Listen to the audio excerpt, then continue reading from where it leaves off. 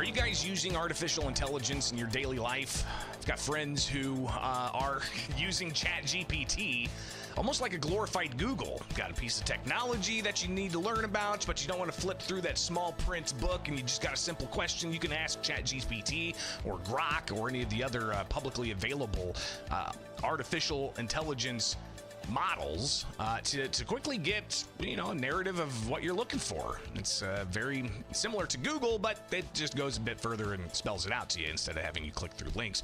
But how is it impacting children and their educational development? I think that's something that's definitely worth a continued conversation here, and we'll do that with Illinois in Focus Daily. I'm Greg Bishop. You can wake up with us each and every weekday morning here for more of Illinois in Focus Daily. And I want to connect now with Mark Hurley. He is a retired Air Force colonel, and he's been delving deep into the issue of artificial intelligence. He joins us now here with Illinois in Focus Daily. Mark, thanks for taking time with us. And if we could just let's go right into it with where we're at in this space of artificial intelligence, especially when it comes to education and young minds developing. Good morning. Good morning to you. How are you doing today? So far, so good. And it's a Monday, and we've got plenty going on. Absolutely. So about 3 years ago, you and I did a couple of interviews talking about the need for a digital Bill of Rights, and really, there has been no movement on that. We really need to have protections in place against AI from an individual liberties perspective. And now we're seeing that they're about to use artificial intelligence in public schools. And so we're a little concerned that what our children are able to feed, because that's really what you're doing, is you're feeding information to these AI programs. So we had a conference about 3 weeks ago as part of Networking the Networks, and it's a bunch of conservative organizations that came together and said, hey, what are the important issues that we're going to be dealing with? Well, one of them was artificial intelligence, and then another one was, of course, homeschooling, which is made the papers in the last 4 months with everything that's going on at the state capitol. And then more recently, you had legislation that was passed where they're going to be doing mental health screenings. Well, of course, they're going to use artificial intelligence to do those mental health screenings. And our problem is that we don't know where that information is going to.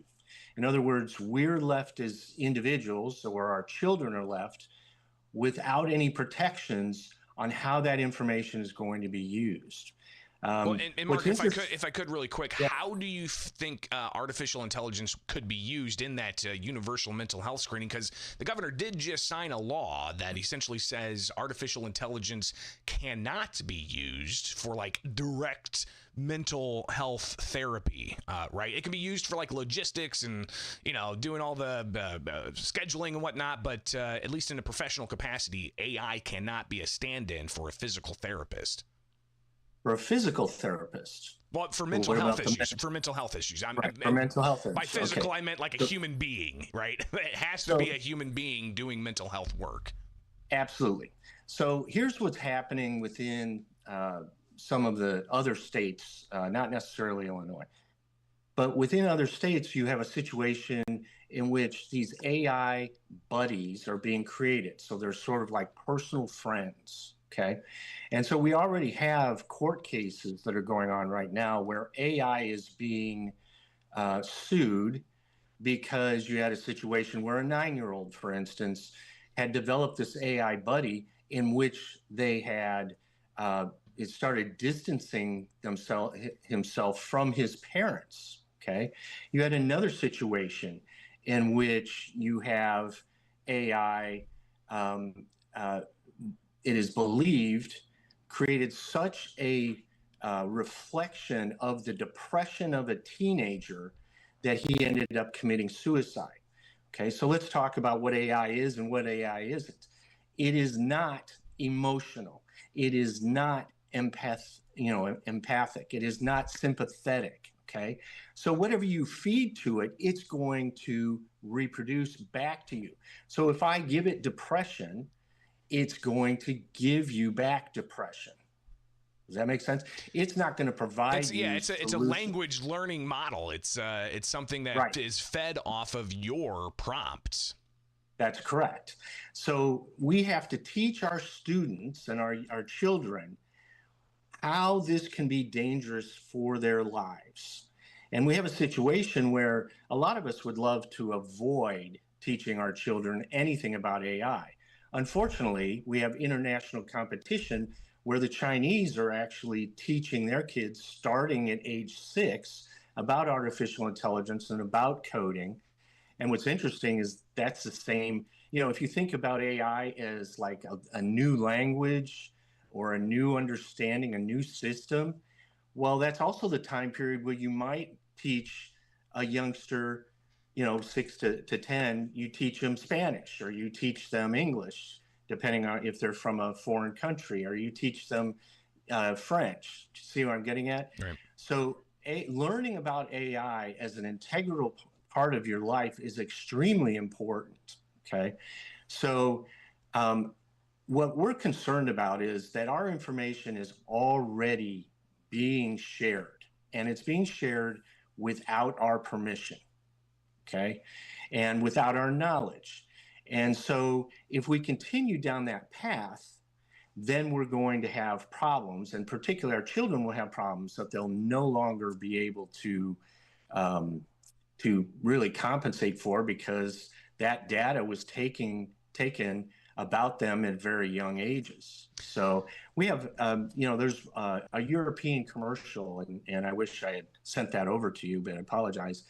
There's a European commercial that warns us about how 9-year-olds can be morphed into adults, and their information can be taken, and their basically identification can be stolen.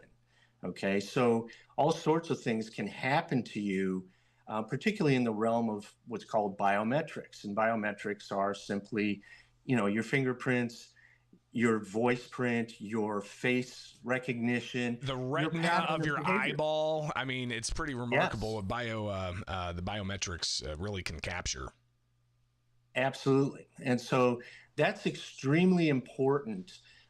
It's not only what the state does with it, okay, which you've already talked about, but it's also what does the federal government do with it? Right. What does the local governments do with it? Because now we're talking about school districts doing this.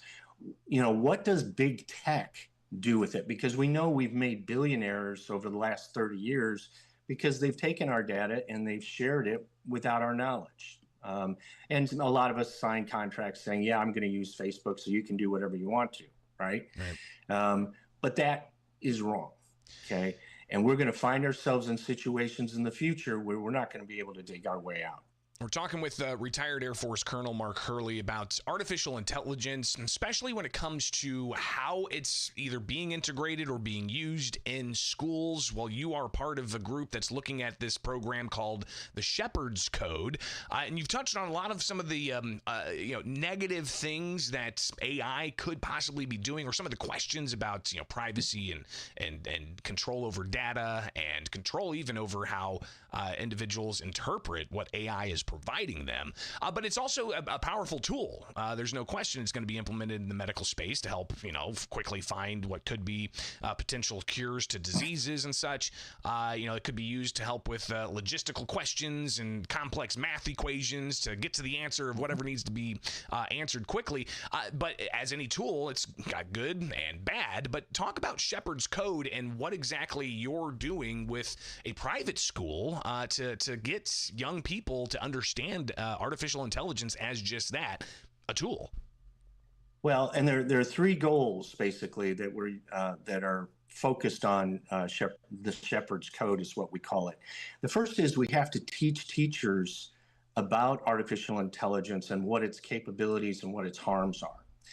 The second is we have to help them develop programs within the classroom, okay, that can aid the classroom as a whole. And then the third, we're trying to develop individualized learning programs that could possibly help a student who may be falling behind.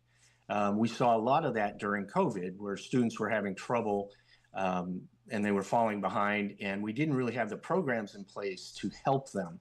And so those are the types of things we're looking at, is from top to bottom. So we're working with a school called Arthur Christian School. It's a private school down in Arthur, Illinois.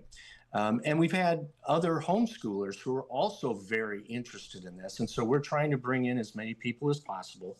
And so we're looking at doing things of that nature.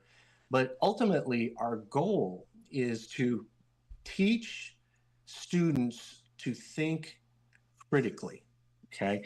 And it's important to do that because we're finding ourselves in an era in which the administrative state believes they're the experts, but they keep giving us wrong information. So we need to teach our children to think critically. We need to give our children real world experiences. And then the third thing is we need to teach them how to handle technology in the future, like AI, because it's going to take over their lives. And for those of us who are watching the changes going on in the financial community, it's extremely important as we move down a digital currency path, because then you can fall into situations like they did in China, where they had ESG scores. So if you didn't have a certain level of ESG score, you weren't going to get money to, buy food for your pet, or you weren't going to get, you weren't allowed to go to other meetings and that type of thing. Or even like, just simply cutting off your ability to purchase things because you don't have the proper social credit score, or you posted something wrong on social media. So, you're limited in your activity. Mark, finally here, and I know we've got to talk more in the future about the digital Bill of Rights and the importance of getting that to, be something recognized all over the place. But just touch briefly on the Shepherd's Code's evangelical guidance that you're putting here to really get across to people in at least a private school setting how children need to be understanding artificial intelligence. Absolutely. And you mentioned, the evangelical guidance that was written back in 2019. Okay. And we're using that as our base to start off with. But of course, we also have guidance from the Association of Christian Schools International. And so we're drawing in broad Christian guidance as best we can. In fact, we've been contacted by the Lutheran schools in the Springfield area to try and incorporate some of what they're doing as well. And so it's important because, AI should not replace human beings. Okay. AI should not control human beings. And that's part of the guidance where if you believe in a higher God and in a heavenly Father, then that's your ultimate responsibility is to them. But it also links right to our Bill of Rights, where our founding fathers created that to protect us individually. And for instance, we are allowed to have due process, right? Whenever we're charged with something. Well, okay, so where's the ability to appeal when AI is wrong? And it can be wrong in many ways. Where's the ability to go to court? A lot of people don't realize that Europe, for instance, has laws in place. They have a strategic plan in place. The U.S. does not have a digital strategic plan in place. And so the regulations are just now being developed. And these are some of the important parts that we need to have in place that say, okay, you can't replace a human being. You can't control a human being from the state or from the federal level, in which, without giving them the ability to opt out of an AI program, or giving them the ability to stop the use of their digital signature without their permission. That you need to give people an out, okay, which means being able to withdraw from systems that are hurting them. Yeah, and I almost think there's probably going to be a contingent of people that say, how about we do it completely opposite, where the only way that people are going to take part in these systems is if they opt into the system, right? Instead of Exactly. everybody being put in there and then all of a sudden they find out, oh, wait, I'm in the system? No, I want to opt out.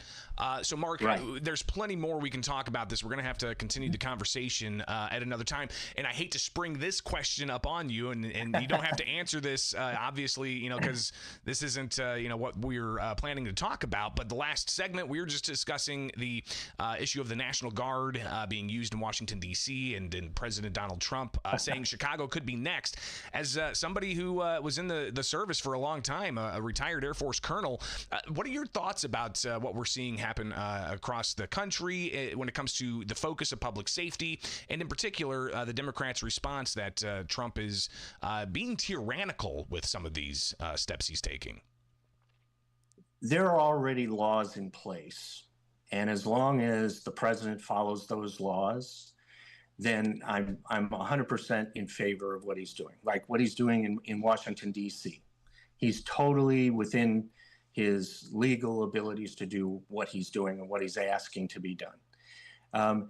There is a law in the books called Posse Comitatus, in which you're really not supposed to use active duty troops, okay, in a situation unless it's a pure emergency, like we did during pandemic, during COVID, and in like border security types of things. But you should never use against U.S. citizens active duty troops. So then the question is, well, what about National Guard members? Well, National Guard members have the ability to work for the governors directly, and they have the ability to work for the president under certain circumstances. We've seen them during floods, we've seen them during tornadoes, that type of thing. And so during winter storms, all of it. And so to the extent that he stays within the law, I am 100% behind him. Mark Hurley, greatly appreciate you taking time with us this morning. And again, we'll have to continue the conversation about artificial intelligence, the Digital Bill of Rights, and so much more. So we'll talk again in the near future. All right. Thanks, Greg. You have a great day. You too. It is Illinois in Focus Daily. I'm Greg Bishop. Like, subscribe, hit that notification bell, and wake up with us each and every weekday morning right here with the Center Square. Get the headlines where you get headlines at thecentersquare.com. And you can get this podcast anywhere you get podcasts. Again, just go to thecentersquare.com.